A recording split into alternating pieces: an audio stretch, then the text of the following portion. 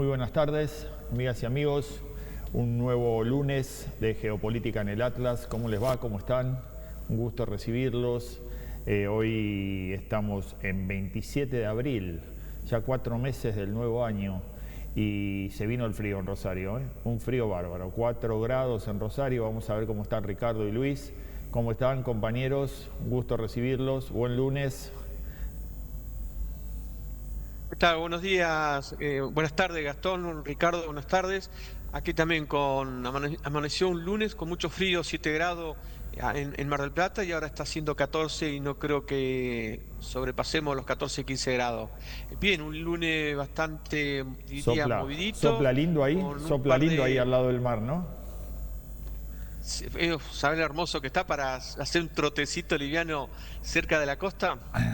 Viene Ricardo, bárbaro para los pulmones recargados de aire y sabes la limpieza interna que haces también. tremendo. Ricardo, ¿cómo está Que acá, va? Bien, buen día. Bueno, saludo a todos. Y estamos con frío, Mateando. estamos con un día soleado. La verdad que les contaba antes de empezar con una humedad particular, porque pareciera que no hay humedad, pero hay 75%, así que para los porteños ninguna novedad, sentir un poquito de frío y humedad.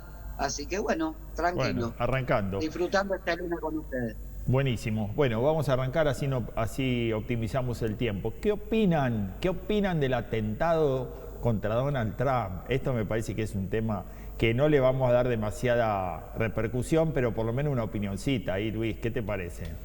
Fue medio bizarro, ¿o no? Bien, Se le fue las manos, me parece. quiero decir, corre por mi propia cuenta, que el programa y la conducción del programa absolutamente no tienen nada que ver con lo que voy a decir. Diga que le ponemos, le hacemos el aguante. No fue un atentado, fue un autoatentado. Yo creo que se viene un mayor control de las libertades individuales en Estados Unidos. Hay cosas muy llamativas. Toda la plana política de Estados Unidos, todas las cabezas más importantes estaban reunidos cuando por protocolo eso no se permite. Siempre hemos visto películas, documentales donde hacen referencia al tema. Los servicios secretos no revisaban quienes ingresaban a al hotel. Eso es llamativo. Si vos haces una conferencia o una reunión en un hotel, hay protocolos que se deben tener en cuenta, que se activan, y los servicios secretos del gobierno no los activaron. Dejaron venir a este muchacho, ingresar armamentos al hotel. Lo dejaron ingresar. Esto no es especulación y no es conspiración, es un dato real, concreto. Entonces, si pasara en Chile, en Ecuador, se podría entender, pero es Estados Unidos y es Donald Trump. Bueno, ahí estamos. Vamos a ver cómo sucede en los próximos días. Ricardo, ¿querés hacer alguna alocución particular? Sí, a ver, ayer me hacía reír un poco lo que decía Luis, pero no porque sea gracioso, sino porque es lo primero que ayer cuando nos desayunamos con esta situación, mi señora me dice, esto es un autoatentado, no puede ser. Y le digo, yo la verdad que, perdón por lo poco científica de la opinión, pero descreo absolutamente a esta altura del partido de todo, trato de tomar todo con pinzas porque no sabes para qué lado va. Así que no he formado una opinión al respecto. Sí es cierto que Trump fue víctima de un atentado que casi le quita la vida, que lo lastimó. Después está la situación esta del muchacho este que era teórico un poco de la visión de Trump, que es asesinado por un francotirador. Es decir, tampoco uno puede subestimar lo que sucede en Estados Unidos en relación con los atentados y estas cuestiones que ellos tienen una tradición al respecto, pero en este caso en particular podría ser un autoatentado y Trump sabe jugar muy bien. Es muy intenso y uno no sabe para dónde va a salir disparado, así que no me parece descabellado pensar en eso, ¿no? Bueno, ya veremos en los próximos días cómo sigue. A mí no tengo una opinión formada. La verdad es que como para verlo armado, lo único que me deja duda es que como para verlo armado, hoy con la tecnología que hay existente podía haber sido mucho más prolijo. Con lo cual me genera alguna instancia de que algo puede haber ocurrido. Así que no tengo en eso. Vamos a dejar que pasen los días subsiguientes y ver cómo continúa esto, ¿no? Pero bueno, lo cierto es que se le viene complicando y que el ataque, a medida que van pasando los días, las semanas y los meses y se acercan las elecciones de medio término en Estados Unidos, también sabíamos que le iba a tener complicada y que el ataque de todo el sector opositor a él es muy fuerte, ¿no? O sea, hoy en día, y un poco le pusimos el título al programa de hoy, digo, el globalismo financiero internacional que sigue ostentando sede en Londres parecería decidido a romper definitivamente y a usar estos meses que quedan contra Donald Trump y su gobierno, fundamentalmente para ver si acelera el proceso de fin de la continuidad de su gobierno, ¿no? Sabe y tienen claro que si ganan mayoría en el Congreso podrían impulsar un juicio político, ¿no? Un impeachment, y podrían tratar de destituirlo y que no continúe con su mandato, ¿no? Así que, dicho esto, también... Donald Trump se armó varios frentes de tormenta muy intensos.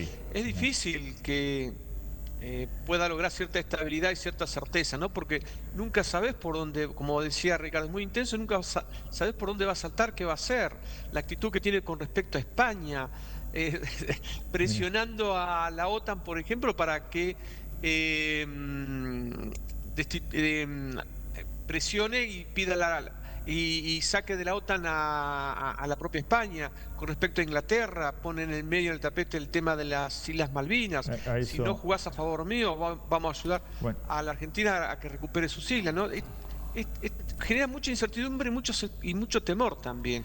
Y bueno, con lo que hablamos la semana pasada, por el tema del precio del petróleo, donde va aumentando y se va sosteniendo, y eso genera mucha preocupación en las economías europeas y en particular en la propia de Estados Unidos, ¿no? Definitivamente ahí parece que Trump entendió que esta guerra en Irán era lo peor que le podía pasar, ¿no? En términos personales y en términos de su gobierno. Y definitivamente parece que está buscando alternativas rápidas y emergentes para salirse de ahí. Y bueno, finalmente esto empieza a recrudecerse. La verdad es que genera una intranquilidad importante porque por esto, ¿no? Fundamentalmente empieza a haber una movida alrededor de poder terminar con Trump antes de que esto pueda disparar una guerra civil. La cuestión interna en Estados Unidos está muy compleja. La sintonía ciudadana está como muy en ebullición. Allí los números y las encuestas le dan con la peor imagen de la historia de los presidentes de Estados Unidos. Definitivamente no me creo absolutamente nada de esos datos. También en esto debemos ser intelectualmente honestos. Hoy, si hablamos de una corporación mediática y una propaganda en los medios a nivel global, por supuesto que si donde la hay en su máxima expresión es en Estados Unidos, ¿no? Entonces, manifiestamente están los a favor y los en contra, y de un lado y del otro, y uno puede mirar lo antagónico y lo inconsistente de un lado y del otro de la información que suministran, ¿no? Así que esto va a agudizar. Ahora, ¿qué repercusión genera esto en la sociedad? Bueno, empieza de un lado y del otro a generar esto una cuestión mucho más pasional y una cuestión mucho más no analítica y de reflejar lo que cada sector de la sociedad está viviendo, ¿no? Entonces, un poco está relacionado con esto, y parece que, bueno, el análisis es del globalismo y el análisis de las élites internacionales que están en plena lucha contra Donald Trump está relacionado con tratar de evitar que esto se desate y que esto avance, y lograr antes una potencial o una posible destitución de Trump y normalizar la cosa, ¿no? Entonces, ahora, esto un poco para debatirlo, ¿no? A mí no me cabe ninguna duda, hoy ya 27 de abril del 2026, acá digo, esto es una lucha definitiva entre las élites de la Agenda 2030, entre las élites del globalismo financiero internacional y los soberanistas. Y para mí no hay, ahí ya no me queda ninguna duda, si en algún momento lo tenía, no me queda ninguna duda, y ahí empiezo a analizar, y lo bueno es empezar a analizar quiénes están de un lado y quiénes están del otro, ¿no? Y cuáles son las opciones que nos quedan a quienes todavía no entendemos, como nosotros en Argentina, qué es lo que está pasando en el mundo, ¿no? Así que un poco la idea de hoy es ver esto, ¿no? Cómo empieza a fracturarse, cómo empieza a ser una fractura que no tenemos que visualizarla entre Estados Unidos y Inglaterra, por ejemplo, yendo al título de nuestro programa de hoy, ¿no? La ruptura de la OTAN, las Malvinas en el medio como un soporte que no es las Malvinas, en realidad es el Atlántico Sur, ¿no? Esto que de alguna manera Estados Unidos había dicho a Reino Unido y a Inglaterra, es el Atlántico Sur, pone un pie ahí y la cosa, y nosotros estamos ahí apoyándote. Parecería que, bueno, esta vuelta de tuerca que quieren imprimirle a la doctrina Monroe ya me parece que si ustedes no van a seguir las instrucciones y las indicaciones como hasta ahora había sido en la OTAN, ¿no? Porque en definitiva lo que viene a romper esto es que Estados Unidos visualiza que empieza a tener opiniones contrarias en el marco de la OTAN, ¿no? Entonces, vamos para allá, y algunos le dijeron, no, para que nosotros no, para que nosotros que pensamos distinto. Y en este marco del pensamos distinto y en este marco del nosotros no, Estados Unidos dice, entonces, listo, no los necesito, rompamos todo, ¿no? ¿Qué opinás, Luis? Fíjate, a ver, no es solamente el Atlántico Sur, es el Atlántico Sur y la Antártida. Sí, bueno, incluye el Atlántico Sur. El Atlántico Sur solo sin la Antártida no tiene ningún sentido, digo, hace frío nomás. Tiene más profundidad hablar de la Antártida que del Atlántico Sur. Yo creo que pega mucho más y se comprende mejor el concepto. Es que es el camino. Partamos de la base de que fuera cierto, de que fuera real, de las riquezas minerales que tiene la Antártida. Riquezas minerales de tierras raras, de elementos químicos, etcétera, que Estados Unidos pretende obtener, ¿no? Y que hay toda una carrera en torno a esto, desde China, Australia, la propia Inglaterra, Chile, obviamente. Es que si Estados Unidos consolida, si Estados Unidos pone en marcha la doctrina Monroe de manera inminente, esto incluye la Antártida, y cuando se termine el acuerdo, ahora cuando venza el acuerdo de la Antártida dentro de los años que faltan, Estados Unidos quiere ponerle la bandera y definitivamente los va a echar a todos. Hay la discusión se va a comenzar en el 2048. 48 vence el Tratado de Malvinas. Tampoco. Pero no va a llegar. Si mal no recuerdo, es en el 48. No va a llegar, Luis. Yo creo que se van a anticipar. No va a llegar. Creo que se van a anticipar. Jugate la vida que no llega. Fíjate que va a ser un eje desde el Ártico, incluido Groenlandia, hasta la Antártica. Digo, todo un continente controlado por el gobierno de Estados Unidos. Esto lo digo entre signos de pregunta. América Hispana, conocemos su historial, y esto obviamente Ricardo puede llegar a después complementarlo y apoyar lo que estoy diciendo. No va a ser fácil que los pueblos, no digo los gobiernos, los pueblos se encolumnen detrás de Estados Unidos. No va a ser fácil que América Hispana acepte las decisiones desde Estados Unidos. No va a ser fácil aceptar nuestros pueblos que somos nuevamente colonia de alguien. Estamos discutiendo términos propios del siglo XVIII y del siglo XIX. A ver, yo quiero hacer ahí a lo que vos estás diciendo, quiero acompañarlo en este sentido. no hay posibilidades, o la visión no creo que sea la del colonialismo, sí la del control. Este mundo multipolar al que nosotros nos estamos enfrentando no es un mundo de consenso. Nosotros ya lo habíamos dicho, el mundo de consenso fue el que perdimos, el mundo de la multilateralidad, el mundo de los acuerdos, el mundo de mejorar Naciones Unidas, el mundo de terminar con el grupo selecto de naciones que tenían poder de veto y convertir Naciones Unidas en una institución democrática y en una institución transversal y representativa de los intereses de todas las regiones. Ese mundo se acabó, Luis. El mundo que viene es un mundo este mundo multipolar, es un mundo en el que venís conmigo o te llevo de prepo. Digo, no, esto va a pasar en la región de China y esto va a pasar en la región de Rusia, digo, y acá empieza a tejerse esa movida. O hablamos de una China democrática o hablamos de una China que va hacia un proceso de consenso en su región, o hablamos de una Rusia que va hacia un proceso de democracia. Absolutamente, esto va a través de este camino en el que lo acaban de demostrar. Fíjate que hasta ¿cuál es la última visibilidad que tenemos de esto? Hungría. La última visibilidad de esto es Hungría.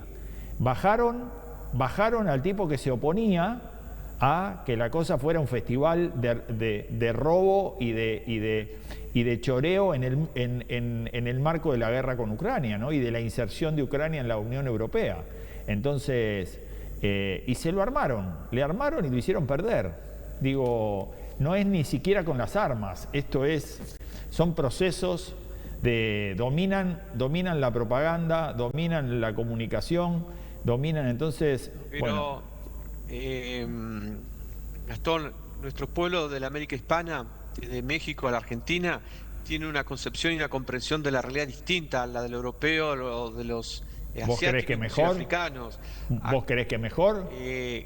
¿Vos crees que son de resistencia y de insumisión? No van a permitir que países, potencias o grupos económicos controlen la conducción política de sus países. Bueno, yo creo que llegado este momento vamos a lograr cierto eje de unidad hispanoamericana.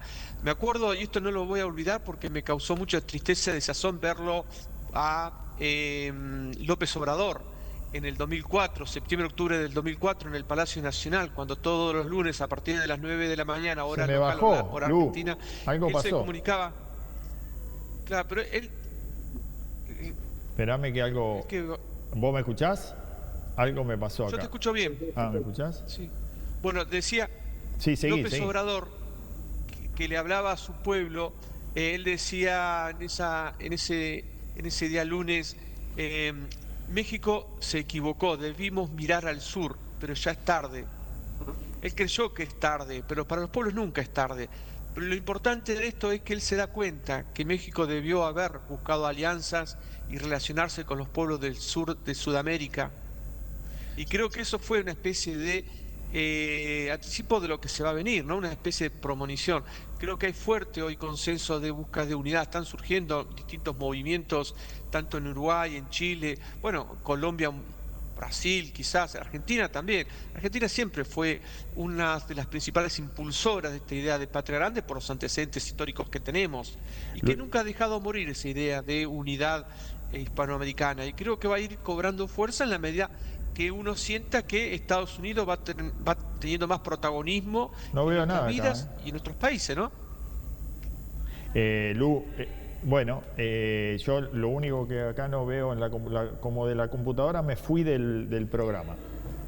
Pero bueno, está bien. Escucha muy bien. ¿Me escuchas bien? Sí. No hay problema. Ahí está, ahí se te ve perfecto, Gastón. Bueno, entonces lo que digo, Luis, es viste cómo somos nosotros en este programa, tenemos grandes acuerdos y por ahí algunas diferencias. Y en este caso yo te digo, no estoy en nada, absolutamente en nada de acuerdo con lo que estás diciendo, pero sí quisiera estar de acuerdo, ¿me explico? O sea, me encantaría que lo que vos estás diciendo fuera para mí también una certeza, y para mí venimos, y ahora aprovechás que ya tiraste esto, aprovechamos y lo incorporamos a Ricardo, pero venimos hace 200 años. Justo iba a refrendar un poco lo de Luis. Espera, déjame terminar. Déjame terminar la idea. Espera, Ricardo, espera que no te di todavía. Te estoy haciendo el camino para que entres, pero todavía no te lo digo. No. Aclaro que estoy acá, porque los escuchaba atentamente, pero estaba por hacer una intervención al respecto. Bueno, dale, ahí te doy la palabra, déjame cerrar la idea y ya te doy la palabra.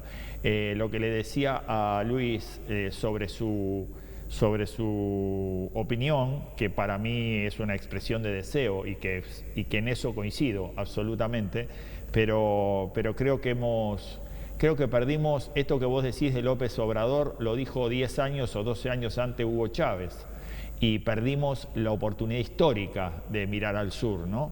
Y Hugo Chávez dijo, nos pasamos 50 años mirando a Estados Unidos y dándole la espalda a América del Sur, y ahora es el momento, llegó el momento, ¿no? Y vivimos la cumbre de las Américas en Mar del Plata, y vivimos el vínculo y la relación política de toda Sudamérica como nunca hubo en la historia. Acordémonos del Frente Amplio en Uruguay, acordémonos de Lula en Brasil, de Néstor Kirchner en Argentina, de Lugo en Paraguay, de Correa en Ecuador, me estoy olvidando de Evo Morales en Bolivia. O sea, la alineación que teníamos en Sudamérica y ese eje Buenos Aires, Brasilia, Caracas, en el momento en el que el petróleo había pegado el salto de los $100, la primera vez en la historia, y perdimos esa oportunidad.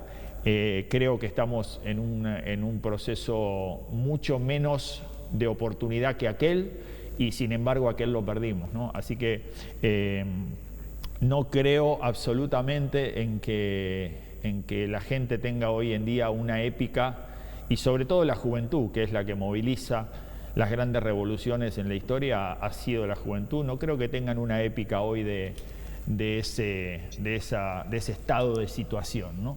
Y como dijo, y ahora le voy a dar la palabra a Ricardo, como dijo hace poco alguien con el que coincido plenamente, que es Alexander Dugin, que muchos lo asocian a ser el inspirador, manejador, controlador intelectual de Vladimir Putin. No estoy para nada de acuerdo con eso. En muchas ocasiones ha sido hasta de opinión contraria a Vladimir Putin. Dijo acá, la gran diferencia que se da en el mundo de hoy es que ellos sí tienen un plan y nosotros no tenemos un plan para resistir. Y esa es la gran diferencia, y me pareció que en esas pocas palabras nos estaba dando una claridad de iluminación fundamentalmente en esto, ¿no? Lo que estamos haciendo hoy en día los soberanistas o los continentalistas y algunos nacionalistas es resistir el ataque, pero no tenemos ningún plan. Cada uno desde su lugar mirándose el ombligo, y cada uno viendo cómo se salva solo frente a una élite global que tiene un plan estratégico y que lo viene ejecutando, y que viene corrigiendo, bueno, sus errores y sus defectos y sus cosas que le salen mal, como Donald Trump, ¿no? El emergente Donald Trump es un defecto de que le salió un emergente que no esperaban, ¿no? Entonces, fundamentalmente, y ahora para irme echando un poco con la historia, digo, estos 200 años de independencias, más o menos, algunos más, otros menos, unos primeros, otros después, de Sudamérica, han mostrado que la dependencia existió de la hora cero y que hasta ahora sigue, ¿no? Así que, Ricardo, si querés ahí te damos la bienvenida, y si querés hacernos alguna locución concreta en este sentido, buenísimo. Bueno, gracias Gastón, gracias Luis. No, los escuchaba porque aquellos que hacen análisis político, de alguna manera, lo que también hacen es futurología, ¿no? ¿Qué va a pasar? ¿Cómo se va a constituir tal proceso, tal otro? ¿Hacia dónde va? ¿Hacia dónde no? Yo mirá, sí, pero no por quedar bien con uno o con otro, pero estoy tan de acuerdo con Luis como contigo con respecto a cuáles son las esperanzas o cuál es el aspecto que uno podría tomar pesimista de lo que viene en relación a las grandes transformaciones que se vienen dando a nivel geopolítico. Escuchaba tu posición, Gastón, al respecto de China, queda muy clara la de Luis, con respecto a Estados Unidos, con respecto a este emergente llamado Donald Trump, que por caso uno puede entender que no tiene más posibilidades que las de seguir con este plan de América para los americanos, de doctrina Monroe, en la mano de Marco Rubio, porque él no puede ser reelegido. Por lo cual puede haber un movimiento que esté financiado por aquellos que, como este muchacho, no me acuerdo el apellido, pero que vino y compró en Barrio Norte y que es parte del poder de Silicon Valley, o como Musk, más allá de las diferencias con Trump, o toda esta élite que vos hacías referencia, Gastón, que por caso no son del estilo Trump, industrialistas y que piensan la América un poco al estilo de la década de 1950 del siglo pasado, de una prosperidad en cuanto al proteccionismo en la industria norteamericana, frente obviamente a un contexto donde China parece llevarse todo por delante y donde Estados Unidos, con Donald Trump a la cabeza, parece querer recuperar un terreno, y lo que se está discutiendo en cuanto al Antártico, en cuanto a la disolución o no de la OTAN, en cuanto al reacomodamiento de piezas, es esta cosa que vos decías, esta cuestión que vos decías, Gastón, de la imposición y de haber perdido la oportunidad de utilizar a los organismos multilaterales, a la ONU, a los consensos regionales como un eje vector de un mundo en función de esto que va apareciendo en el mundo, que está más allá de la política, que es el descubrimiento de las tierras raras o de cierta tecnología que le permite a la humanidad seguir avanzando en un aspecto, pero que en lo político parece estar inmadura para poder canalizar una nueva revolución de tipo tecnológica que se dio por sobre todo a comienzos del siglo XXI. Porque estoy de acuerdo con un poco lo que dice Luis, que tiende al optimismo, a la esperanza, pero que también tiene un fundamento importante y categórico en la historia. Lo que dice Luis en cuanto a los pueblos hispanoamericanos, que ya de por sí encierra un concepto. No hablamos de latinoamericanos, de sudamericanos, sino metemos desde el Río Bravo hasta la Antártida el concepto de que lo hispanoamericano conforma una identidad étnico-cultural que tiene una historia, no solo un habla, sino tiene desde el Río Bravo hasta acá tradiciones compartidas, grandes diferencias también, pero tradiciones compartidas muy profundas que en algún momento deberían aflorar como una conciencia regional, amén, de cada uno de los países que conforman la Hispanoamérica y que en su historia también se han constituido con grandes diferencias. Todavía hay diferencias con Bolivia, con Paraguay, con el Uruguay con respecto a cómo tratar de generar un consenso regional, porque aparecen ciertas rencillas creadas por la instalación de relatos oficiales. Uno de ellos fue la guerra de la Triple Alianza, etc. Pero creo que lo que dice Luis tiene un argumento en la historia. Hay un espíritu, hay una tradición, hay instituciones que aún perduran de esa cosmovisión hispano-indiana, en donde ahí cuando vos decís, Gastón, bueno, la independencia, la dependencia, yo creo que realmente nunca hubo una independencia. Sí hubo en la nefasta condición de la España borbónica, en la creación del Río de la Plata, hay una gran paradoja en la historia argentina, porque Rosa fue uno de los hombres que intentó reconstruirla de la disgregación que habían efectuado las élites liberales, pero sin embargo también la creación del Río de la Plata contrajo una gran animosidad de las industrias del interior o del interior hacia Buenos Aires, pero no me voy a ir del tema. Lo que me refiero es que de alguna manera existe esa conciencia hispanoamericana que podría en algún momento reflotar en el Nuevo Mundo. Para eso no es una utopía, es un ambicioso plan de parte de todas las instituciones sociales de las repúblicas, de generar consenso frente a la Agenda 2030, porque cuando Trump inició su nuevo gobierno en los Estados Unidos, una de las cosas que a mí me generó esperanza es volver a traer al mundo el sentido común, frente a ciertas cuestiones como la autopercepción, la subjetividad que lo atraviesa todo, la creación de un nuevo tipo de ser social más adaptado a las nuevas tecnologías que a la naturaleza humana o al orden natural, esto que en algún momento planteaba la Iglesia Católica a finales del siglo XIX con una famosa encíclica, y después se desvarió para mí Trump, ¿no? Pero todavía se conserva de parte de algunos nacionalismos, de algunos sectores afines a volver a cierto sentido común en un mundo que obviamente en este reordenamiento también va a debatir sobre su base filosófica, de hacia dónde, ¿no? Si en la autopercepción, si en la verdad absoluta, si en el sentido común, sobre qué criterios. Ahora, lo que vos decís, Gastón, de que esta élite que maneja todo desde los medios, desde los relatos, desde una idea del occidente ampliado que por ahí no es la que todos tenemos por caso, con grandes intromisiones, haciendo un trabajo muy meticuloso en la población, que hoy, por lo menos la Argentina, está padeciendo una locura degenerativa de lo que es el empleo. Ayer hablaba con un amigo historiador que me decía, mira, hace casi 100 años Irigoyen planteaba la jornada laboral de 8 horas. Hoy Europa la plantean 6. Milei la está planteando en un país como la Argentina, riquísimo en recursos, en 12. Bueno, hay algo que está mal. Pero ¿por qué traigo lo de Luis como un argumento esperanzador, pero científicamente debatible? Porque sí hay una unidad hispanoamericana, hay una memoria hispanoamericana, hispano-indiana, hay que alimentarla, hay que reflotarla. Todas las instituciones sociales de las repúblicas hispanoamericanas deberían hacer un trabajo en función de tratar de cada una en su disciplina fomentarla. Formar un consenso, que es esto de volver un poco a esto de esta idea de los organismos multilaterales, de democratizar las instituciones que deberían de alguna manera mejorarle la vida a los habitantes del mundo y no empeorársela.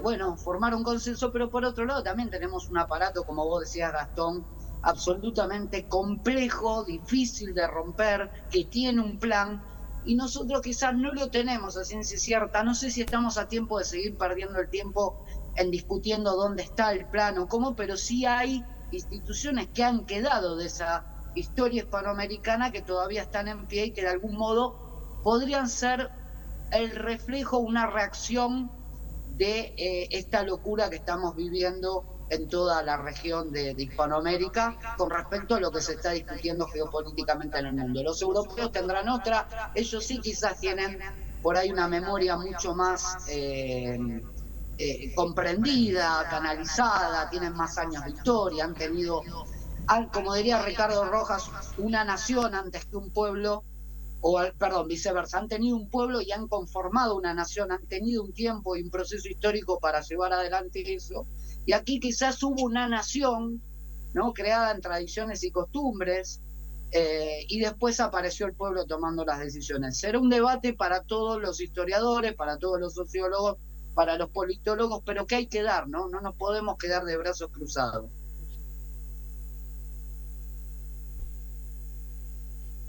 Sí, bien, Gastón. ¿Se escucha? ¿Me escuchan? Sí, te escucho bárbaro. Sí, pensé que te habíamos perdido. Bueno, no, acá estoy. Tuvimos algunas cuestiones técnicas y ya estamos en ese proceso de resolverlas. Sí, entiendo lo que decís. Creo de nuevo, es una cosa que estaremos viendo. A mí me da la sensación de que el mundo hoy se debate y nos llevan hacia un lugar en el que el mundo se debate, estás conmigo o estás en contra de mí, y esto me parece que está relacionado como ustedes dicen, creo que desgraciadamente creo que queda en la nostalgia esa épica latinoamericana que además estaba sostenida por mucha influencia que hoy no tenemos, ¿no? Estaba sostenida y reciente, y lo reciente estaba sostenida por una intelectualidad que generaba una épica de la que no recuerdo que haya existido, ¿no? Entonces todos los autores relacionados. Una épica que vos haces mención, pero atravesada por una cuestión muy ideologizante. Convengamos que se reclamaba una actitud hasta decirse marxista o de línea marxista, y esto generaba un rechazo de la mitad del otro pueblo que no quería saber nada con estas cuestiones ideológicas. Sí, sí. Y otro sector que buscaba también cierto encolumnamiento con Estados Unidos de una perspectiva liberal y de relaciones carnales. Y cuando decimos de relaciones carnales sabemos a quién hacemos referencia. No, pero Tampoco ahí... la otra mitad quería algo de esa naturaleza. Yo creo que hoy es tiempo de cierta, no sé si decir neutralidad, pero sí enfocarnos desde otro aspecto ideológico, pero más hispanoamericano, que tiene que ver con nuestra tradición o nuestra doctrina federal, nuestra tradición católica, humanista y cristiana. Creo que desde ahí, y a hispanista obviamente, recuperando los valores y principios que nos legara la reina Isabel de Castilla. Creo que es el personaje fundamental o el eje en donde se va a debatir la nueva Hispanoamérica que todos queremos. Bueno, ojalá... Perdón, quiero agregar algo, Gastón. Sí, a ver, dale. Muy rápido. Estoy de acuerdo con Luis por lo siguiente. Vos fíjate que después de esta unidad, que yo llamaría hispanoamericana, pero está bien, te lo tomo latinoamericana, a vez de ser un concepto, el tema latino, bueno, impuesto de alguna manera por Francia, pero yo también estoy de acuerdo contigo de que había algo ahí, de que no fue aprovechado, pero el atravesamiento de la Agenda 2030 ya desde entonces, o de ciertos lineamientos marxistas, con respecto a una idea progre liberal, por ejemplo, la que llevó adelante en 2012 el compañero Evo Morales en el famoso manifiesto de la Isla del Sol, al ladito ahí del lago Titicaca, en donde hace mención a esta idea que tiene por caso una agenda británica, esto de poner al americano o al hispanoamericano contra el viejo modelo español, ¿no? Que es romperle un poco con su propia identidad para confundirlo.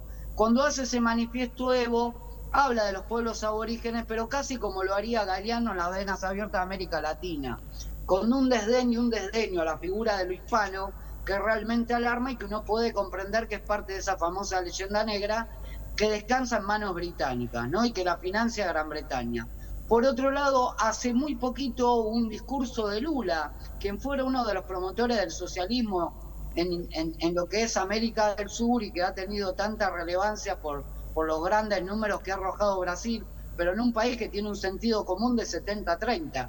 70% de personas pobres frente a un 30% de ricos, algo que no ha podido modificar Lula, y no quiero ser irrespetuoso con la figura de Lula, ¿no? Pero que hace poquito ha declarado que él cree en el libre cambio, en el libre comercio, no cree en los proteccionismos. Entonces, bueno, indudablemente se ha fracasado porque se han intrometido algunas visiones de la izquierda americana que está como en connivencia con un modelo, con el modelo que profesa la Gran Bretaña en cuanto a cómo seguir disgregando la unidad hispanoamericana a la que hacía referencia Luis, que hay que empezar otra vez, reitero, a divulgarla y a difundirla de esta visión de lo que fue la grande España. Y no es una cuestión que sea nostálgica, sino es traer la esencia, ¿no? La piedra identitaria de cómo se formó el americano a la realidad. Tenemos que discutir mucho, en ese sentido, mucho de historia. No es digamos, nuestro leitmotiv más emergente hoy en día, pero tampoco quiero sacarme de encima la leyenda negra, pero tampoco quiero la monarquía española. Quiero definitivamente una identidad propia, y yo creo que antes de que el latinoamericanismo haya sido cooptado y haya sido convencido de que la lucha era armada, que ese fue el fin un poco, ¿no? de ese proyecto épico de Ugarte, de Rodó, de Fonbuena, de tantos intelectuales, no de Galeano, pero de esos intelectuales de la patria grande. Darío, no nos olvidemos Darío. No me quiero olvidar Darío. De ninguno, hasta desde el principio al final de todos. Y fíjate Ugarte, el ejemplo más claro de esto es Ugarte, ¿no? Manuel Ugarte en la Argentina. Si queremos poner un ejemplo en la Argentina de un ninguneado y de un escondido como Manuel Ugarte, no debe haber muchos. ¿no? Pero en otros lugares pasa lo mismo pasa con Rodó en Uruguay, ¿no? 400 plazas se llaman Rodó, 500 calles se llaman Rodó, nadie sabe quién es.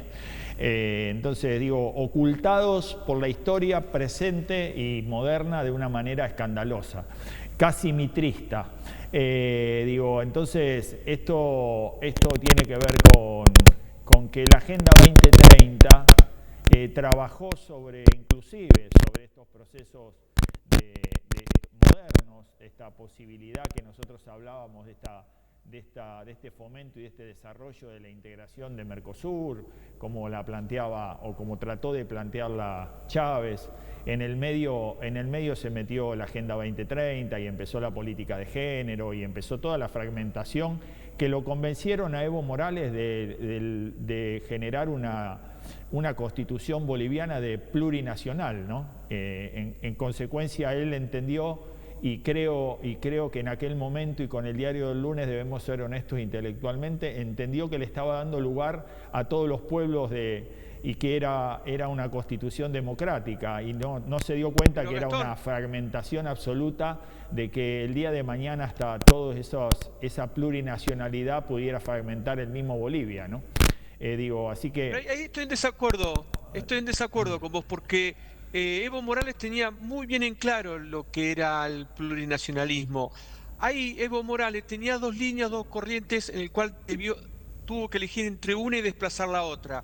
Una corriente era la de su vicepresidente, Álvaro García Linera, sí, que le propone el tema de la reforma de la Constitución y declararse plurinacional, y el otro es del gran pensador, uno de los últimos grandes pensadores de Hispanoamérica, que era Solís Díaz Rada.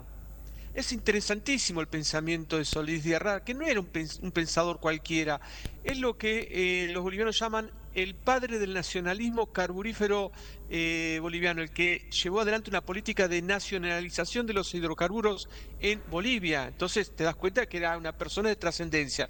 Y en esa pelea interna que hubo, Evo tuvo que elegir a uno, eligió a García Linera. Renuncia a su ministerio que ocupaba en ese momento Solís Rada, y después lamentablemente muere de cáncer en el 2016. Es interesante leerlo y lo que dice con respecto a toda esta movida que viene generando Sudamérica, y las críticas hacia profundas críticas que le hace a Néstor Kirchner, como también a Lula. Pero espera, no te vayas de ahí, porque estás equivocado con la política hidrocarburífera de Evo Morales, porque sí fue no por la de Linera, fue por la de nacionalizar los hidrocarburos. Y de hecho, lo hizo. Claro, pero a impulso y desarrollo de a lo que yo me refería que no tiene que ver con eso, es Bolivia aprobó una constitución donde reconoce, donde cualquier grupo que se reconozca nacionalmente puede pedir la autonomía y puede generar una nueva nación dentro de Bolivia. Reconoce y generó jurídicamente un reconocimiento que no está plasmado en ninguna constitución. Y esto estuvo invocado por la Agenda 2030 de una fragmentación absoluta. Sí. Como quisieron balcanizar Rusia, quisieron balcanizar Sudamérica, y empezaron convenciéndolo a Evo Morales. Pero bueno, no importa. Discusión... Déjame aclarar esto, que es interesantísimo. Solís Rada proponía la bolivianidad, la cultura nacional boliviana, muy similar al concepto que tenía el general Perón de unidad cultural o de cultura nacional.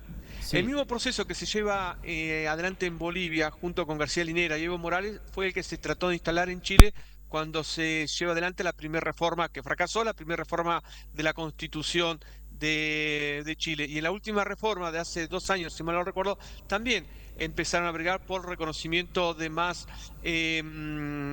competencia y atribuciones de las regiones chilenas, llevando a posible decisión también de esas regiones de Chile. Y en Argentina se intentó en el 2013, si ganaba el kirchnerismo, la legislativa, el cual fue frenado por Sergio Massa. Perdóname, Luis, en Argentina se logró en el 94, no se intentó en el 2013. Se logró en el 94 con la reforma constitucional perversa de Carlos Menem y Alfonsín.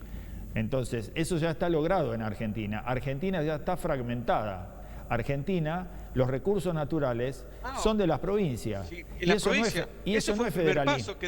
Eso no es federalismo. Que debía concluir en el 2013. Bueno, sí. Eso no tiene que ver con federalismo, eso es fragmentación, eso es balcanización. Entonces, esa es la discusión que me parece que tenemos que dar, pero de todas maneras nos estamos yendo a un lugar en el que estamos haciendo una ensalada y no tiene demasiado sentido. Retomemos la cuestión de la geopolítica. Y es, esto vamos a ver cómo transita esta cuestión, y fundamentalmente está dado en un escenario que me gustaría analizar, y que es la potencialidad de el planteo. Nosotros venimos analizando que los combustibles fósiles se vienen a poner en un lugar de relevancia nuevamente hace unos años, ¿no? Esto ya lo demuestra la situación en la que estamos hoy día, ¿no? Y no es casualidad que este conflicto se haya desatado en el lugar donde se desató. Digo, esto también no hay que perderlo de vista, ¿no? Empieza en Ucrania y sigue en Medio Oriente, donde, bueno, está la cuna del petróleo, en el medio se resuelve Venezuela, y donde está el otro, o la reserva más grande de petróleo del mundo, y ahora van por Medio Oriente, ¿no? Y esto es el análisis de cómo continúa esta guerra, si Irán está siendo verdaderamente soberanista o está siendo funcional a esta fragmentación y a esta balcanización de Medio Oriente, ¿no? Entonces, este es una de las puntas y una de las cuestiones que me gustaría que ahí opinemos, para después volver y cerrar con el tema Malvinas, a ver dónde les parece que podemos seguir con esto. Me parece que Ricardo se nos fue, se quedó sin señal, se debe haber desconectado, ¿no? No. Ahí justo le mandé un mensajito al chat, porque se me tilda con la cámara, así que la voy a ir apagando de a poquito, la voy a ir prendiendo también de a poco, porque no quiero perderme lo que están diciendo. No te veíamos. Bueno, entonces vayamos rápidamente a Medio Oriente. ¿Cómo ves, cómo vemos esto de cómo continúa esta cuestión? Parece que sigue empantanada, ¿no? La cuestión entre Irán y Estados Unidos. Parece que ahí la cosa se pone como que no avanza, ¿no? No hay negociación, o no hay una visión de que esto pueda ir hacia un terreno que termine en un acuerdo diplomático, ¿no? Y que termine en un fin, o en la continuidad del cese de hostilidades bélicas, ¿no? La intervención del país anfitrión, me olvidé el nombre del país, perdón. De Pakistán. De Pakistán. La intervención de Pakistán obviamente ha terminado en un fracaso, por lo que estamos viendo. Los buques petroleros que cruzan el estrecho de Omán, que van a China, siguen cruzando sin ningún tipo de inconvenientes y de problemas. Es decir, que Estados Unidos los deja pasar. Israel sigue bombardeando el Líbano, en Beirut, están cayendo bombas, así que no ha cambiado prácticamente nada. La única diferencia es que todavía no caen misiles o bombas en Irán, y tampoco en Israel. Yo creo que, como vos bien has dicho, ha quedado todo empantanado. Y esto obviamente que no le sirve a Donald Trump, sobre todo por su cercanía con las elecciones legislativas, que va a ser crucial, no solamente para la administración de Donald Trump, sino también para Estados Unidos. Bueno, ahí hay una información que todavía no tiene demasiada fuente, pero aparentemente en el seno o en el interior de Irán habría habido una destitución del presidente, y habría habido una destitución del presidente del Congreso y del ministro de Relaciones Exteriores, y la toma del poder absoluto del ejército revolucionario, la Guardia Revolucionaria, ¿no? Esto que en primera instancia le atribuyen el haberse retirado de la mesa de negociaciones en Pakistán, lo que vos decías, ¿no? Fracasó la mesa de negociaciones, Irán se retiró, y parece que esto es la toma de la conducción del poder por medio de la Guardia Revolucionaria, ¿no? O a través de la Guardia Revolucionaria, lo cual pondría esto en un estado de mayor cercanía hacia hacia el recrudecimiento y la escalada bélica, ¿no? Pero, Gastón, la Guardia Revolucionaria no hubiera hecho eso si no tiene el total apoyo de China y de Rusia. Bien. Es decir, vamos a tener una dirigencia iraní muy, pero muy pro-China, distinta a la dirigencia que fue asesinada por los bombardeos norteamericano-israelí. Bien, ahora la pregunta que te hago es esta. El apoyo de China y de Rusia, y vos decís, en esta instancia, ¿es lo mismo? ¿Es el mismo resultado para China que para Rusia? Cuando estamos hablando de un enfrentamiento global entre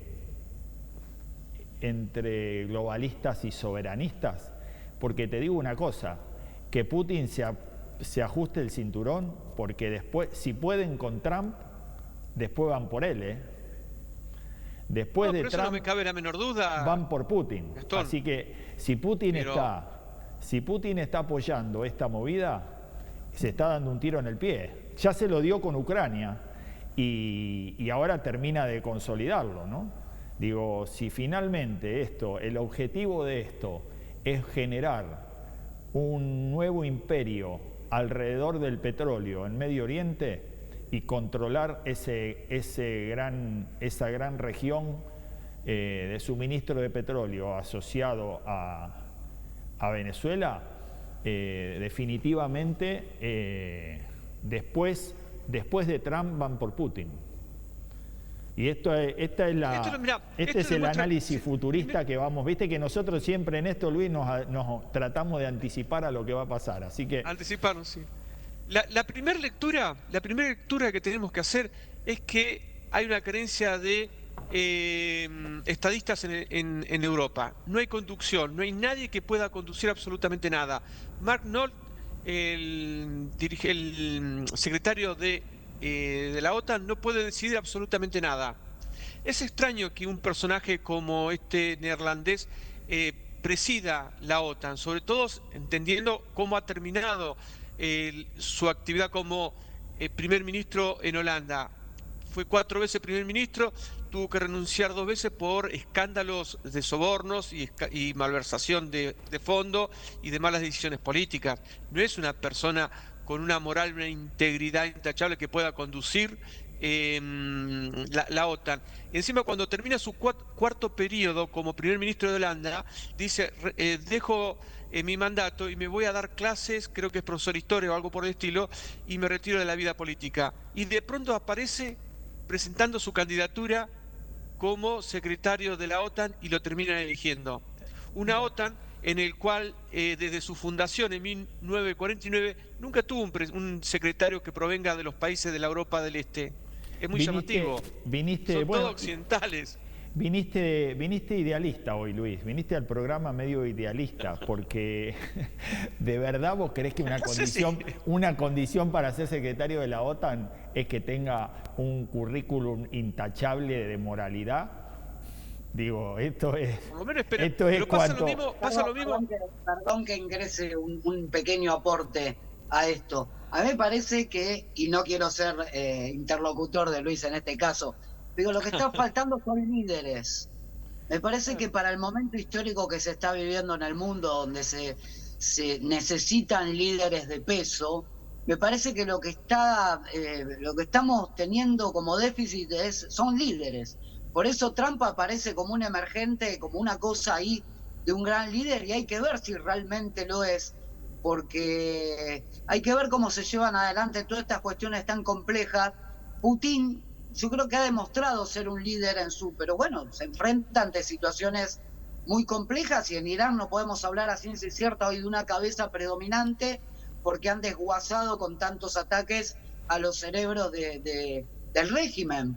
Xi Jinping podría hacerlo, en su momento fue el muchacho este de Corea del Norte, donde un poco dentro de su extravagancia, pero digo, estamos ante una coyuntura mundial muy compleja y falto de líderes. En Europa Nos, no hay líderes que por caso generen o manifiesten alguna especie de seducción para el europeo, y son todas personas que obviamente tienen un currículum bastante penoso en cuanto a lo que han logrado o, mira, digamos, con causas penales nos sobre cierta ilustró, corrupción y demás. nos ilustró Ahora, de ¿le esto. podemos pedir demasiado? Y yo creo que la No, historia le demanda, y lo que está sucediendo hoy en día, demanda de hombres líderes, ¿no? es que Y creo que eso nos está faltando. nos ilustró muy bien Henry Kissinger antes de morirse, cuando habló justamente de esto, ¿no? Y no nos estaba hablando del presente, sino nos estaba hablando del futuro.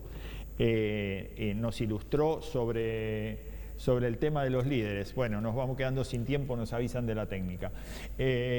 Nos ilustró sobre el tema, sobre la carencia de líderes, de líderes políticos, y no solo eso, nos habló que uno de los grandes problemas de la humanidad en el futuro iba a ser la inestabilidad emocional de los líderes políticos. Entonces, como un visionario como nadie, pero a diferencia de lo que ustedes o a lo mejor piensan, yo creo que esto no es casual, esto no es una casualidad, esto es un plan, esto forma parte del plan. Y esto nosotros lo vivimos en Argentina, la destrucción de los partidos políticos, la destrucción de la institucionalidad política, la destrucción de las ideologías, la destrucción absoluta. Esto era, en su momento pensamos que era Argentina, y en realidad era y nos conduce a un proceso global. Y en consecuencia, entre los planes o dentro del plan de esta élite globalista, no hay ninguna posibilidad que ningún líder político se desarrolle en ningún lugar del mundo para que genere un nuevo emergente como Donald Trump, porque nosotros vemos un Donald Trump en el que a cualquiera se le puede ocurrir hoy hacerle las críticas que quiera hacer, pero es un tipo que ha sostenido la conducción de los embates más grandes que puede haber tenido un presidente en la modernidad, ¿no? El tipo se viene sosteniendo, que lo vienen dinamitando por todos los rincones, y viene sosteniendo. Entonces, subestimarlo como que es un tonto, como que es uno que no sabe dónde está parado, la verdad es que ha demostrado definitivamente que esto no es fácil. Y ya viene pasando también con la historia, ¿no? Con la historia también uno puede ver lo que pasó en el 55, lo que pasó en los diferentes momentos de los líderes políticos, inclusive nuestros, locales, ¿no? Han sido todos dinamitados por todos lados, ¿no? Entonces, cuando uno los analiza sacándolos de contexto, entonces no entiende, y hablamos de sus reacciones, y hablamos de sus errores y de sus errores que han sido muchas veces forzados, ¿no? Así que... Perdón, Pastor. Sí. Quería decir algo al respecto muy rápido, porque sé que no tenemos tiempo. Sí. También es una realidad que está forzado a la falta de líderes, que hay algo pergeñado para que esto no suceda, para que otro tipo de esquema de control tomara por caso el sartén, digamos, el mango por la sartén por el mango, perdón. Pero también es cierto que la historia nos ha enseñado que para que un líder sea líder también tiene que haber un pueblo. Se tienen que dar las dos cosas a fin de que se pueda dar un proceso de cambio, un proceso revolucionario, que se dio con Perón y que después obviamente tiene una reacción por parte de quienes profesan o tienen el control de las cosas, y que bueno, obviamente, pero son procesos que también se tienen que dar. Yo creo que hoy reina un poco el sinsentido, por eso Trump no hay que subestimarlo, pero también tiene éxito como lo tiene Milei en esta cuestión, en este nuevo sentido común del mundo que va hacia ese sinsentido, ¿no? Donde un tipo puede decir, por ejemplo, cualquier cosa sobre un hombre de negro, o una negra, o un discapacitado, y uno se queda esperá, realmente pero no te pavoroso vayas. de que esto esté sucediendo, ¿no? Ricardo, puede decir que va a extinguir una civilización. Dijo que iba a extinguir una civilización. O sea, esto te nadie muestra. se alarmó demasiado. Esto te muestra, por eso digo que y ya les doy a los dos una breve intervención para que hagan su propio cierre. Por eso digo que no coincido con él, lamentablemente, y esto lo aclaro, lamentablemente quisiera opinar como Luis, pero no coincido con su con su primer deseo, con su primer idea de esto de que hay un pueblo latinoamericano que va a resistir.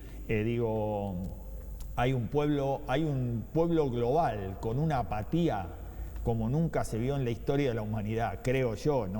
En este sentido.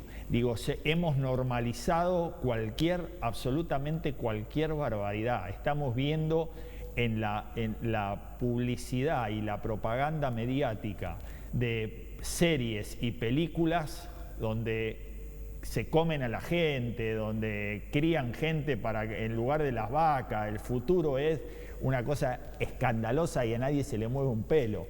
El presidente de los Estados Unidos dice que va a terminar con una civilización, el otro dice lo que se le antoja, hacen lo que se le ocurre, nada, y la gente no reacciona, no hay reacción, no generan nada, genera en la gente el espanto, no hay espanto. No existe. Entonces y nosotros, lejos de querer eso, pensamos de otra forma, porque por eso estamos acá, porque si no, no estaríamos acá. Creemos que nuestro grano de arena va a avanzar en ese sentido, pero yo creo que tenemos que empezar a generar un plan para esto, porque el lunes que viene vamos a hablar específicamente de Orbán y de su elección en Hungría, y vamos a mostrarle a la gente cómo toda la historia contada es toda mentira, es toda al revés, absolutamente toda al revés. Entonces, Orbán fue uno más utilizado, y el fin de un nacionalismo de Hungría que tenía alternativas y que tenía pensamientos bastante relacionados con la soberanía europea y con el regionalismo europeo, ¿no? Pero bueno, Luis, ¿querés decir algo? Terminamos hoy en este debate. Cortito. Hay todavía un pueblo que resiste, que es lo que estamos viendo en África, en particular con la región del Sahel, del cual ya hemos hablado muchas veces, Gastón. Para terminar, la semana pasada estuvo Peter Thiel, que es un tecnólogo muy amigo y querido por el señor presidente. Thiel tiene la idea de que las democracias no sirven para nada, que no dan respuestas a las necesidades de los pueblos, que es momento de dar un paso evolutivo, y eso tiene que ver con las tecnologías y particularmente con las inteligencias artificiales, que deben tomar el control de las tomas de decisiones de los pueblos, es decir, reemplazar las políticas o las conducciones políticas por los algoritmos. Esto lo podemos ver de alguna manera, y recomiendo para aquellos que no lo han visto la serie Vigilados, que se está dando actualmente en Netflix. Fue escrita por Christopher Nolan, el hermano del director de Batman, y guionada en el 2012 al 2015, y cuando se observan hace 10 años atrás que no se conocía la inteligencia artificial y se compara al mundo de hoy, como decía Gastón, concluís que todo esto que estamos viendo de las decadencias de las conducciones políticas no es casual, y estremece, da pavor y miedo también por el futuro que se nos avecina. Recomiendo la serie Vigilados, que se está dando actualmente por Netflix. Muy bien, bueno, hemos llegado al fin de nuestro programa hoy, en este debate en el que vamos a seguir, porque nosotros, más allá de que tenemos análisis, también tenemos ganas que la cosa sea distinta, y la cosa va a ser distinta en la medida que todos empecemos a trabajar y a aportar nuestro granito de arena de esto que intentamos salvar, o que intentamos visualizar, y que es un plan estratégico para someter de manera escandalosa las voluntades populares, la representatividad popular, como recién decía Luis, terminar con las democracias, y hacia ese lugar va mostrando que también va el mundo en esto de un escenario de triunfadores y vencidos, ¿no? Así que digo, lejos de ir hacia mejorar los procesos democráticos, estamos yendo a un discurso en el que dice, che, ¿sabes qué? Vayamos hacia los procesos autoritarios porque la democracia no representa más a nadie, no tiene más valor, no tiene ética, ha perdido la moral. Todas las cosas que han hecho es profeso que se perdieran, ¿no? Todos los valores que hemos perdido y que ya cada día tienen menos representatividad y representantes, valga la redundancia, en la sociedad, ¿no? Porque también debemos hacer este análisis, y este análisis nos invita a nosotros también, y es, ¿la sociedad en general está abierta? ¿Está con ganas de tener un modelo de valores? ¿Está con ganas de tener principios? Cuando las madres van a la escuela y le pegan a la maestra, digo, analicemos esto, ¿no? Porque también hay que ver si esta épica de la que nosotros hablamos está en el corazón de las sociedades de verdad, porque lo que uno también visualiza es que estamos todos contentos y todos queremos el cambio, hasta que Don Cambio golpea nuestra puerta y nos dice, ahora te toca cambiar a vos. Y ahí es el momento en el que decimos, no, pará, ¿y yo también tenía que cambiar? No. Y ahí empieza la resistencia. Pero bueno, nos quedamos sin tiempo y los saludo. 30 segundos, Gastón. Dale, despedite. Rápidamente. Hoy la Gran Bretaña utiliza una herramienta estratégica política. ¿Esto qué significa? Significa que son los que financian muchas de las obras históricas que se venden en las librerías más renombradas de nuestro país. ¿Por qué digo esto? Porque hay que tener en cuenta que esta herramienta social como historia es justamente una herramienta estratégica política. Un poco lo que decía Luis y lo que decía vos tiene que ver con recuperar la memoria. Cultivarla es una de las herramientas que los pueblos libres que todavía existen en el mundo puedan de alguna u otra manera empezar a eventualmente a pergeñar un futuro. Porque dicho por un historiador... Nos cortan, Ricardo.